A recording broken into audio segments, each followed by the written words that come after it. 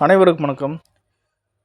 நீண்ட வருடங்களாகவே குழந்தை பாக்கியம் இல்லாத நபர்கள் நெறைய பேரு செயற்கை முறையில நம்ம குழந்தை பெத்துக்கலாம் அப்படின்னு சொல்லிட்டு முயற்சி பண்ணுவாங்க. ஆனா, அந்த செயற்கை முறையா குழந்தை பெத்துக்கக்கூடிய அந்த ஒரு ட்ரீட்மெண்ட்டுக்கு பார்த்தீங்கன்னா, கிட்டத்தட்ட 1,00,000, 2,00,000, 3,00,000 ஒரு சில ஹாஸ்பிட்டல்ல 7,00,000, 8,00,000 கேட்கக்கூடிய அளவுக்கு இன்னைக்கு அந்த ட்ரீட்மெண்ட் இருக்கு.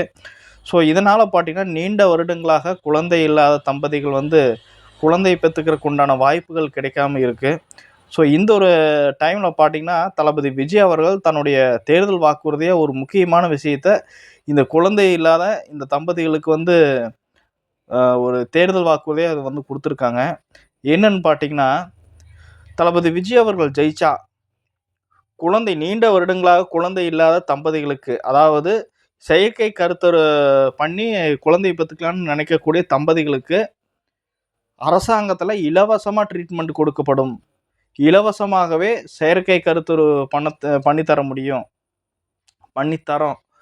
அது மட்டும் இல்லாம, அதற்கான முழு செலவை கவர்மெண்ட்டே ஏத்துக்கும். ஸோ பிரைவேட்டுக்கு நீங்க போகவே வேண்டியதில்ல. யாராவது இப்போ டெஸ்ட் டியூப் மூலமா குழந்தை பெத்துக்கணும்னு ஆசைப்பட்டீங்கன்னா, நீங்க பிரைவேட்டுக்கு போக வேண்டாம். கவர்மெண்ட்டுக்கு வாங்க. எல்லா ஃபெசிலிட்டியும் பண்ணி தரோம். அங்கேயே நீங்க டெஸ்ட் டியூப் பண்ணிக்கலாம். ஐவிஎஃப் அங்கேயே நீங்க ஃபுல் அண்ட் ஃபுல் பண்ணிக்கலாம் அப்படின்னு சொல்லிட்டு, தேர்தல் வாக்குறுதியா தளபதி விஜய் அவர்கள் இந்த ஒரு வாக்குறுதிய குழந்தை இல்லாத தம்பதிகளுக்கு இந்த மாதிரியான ஒரு வாக்குறுதி குடுத்துருக்காருங்க.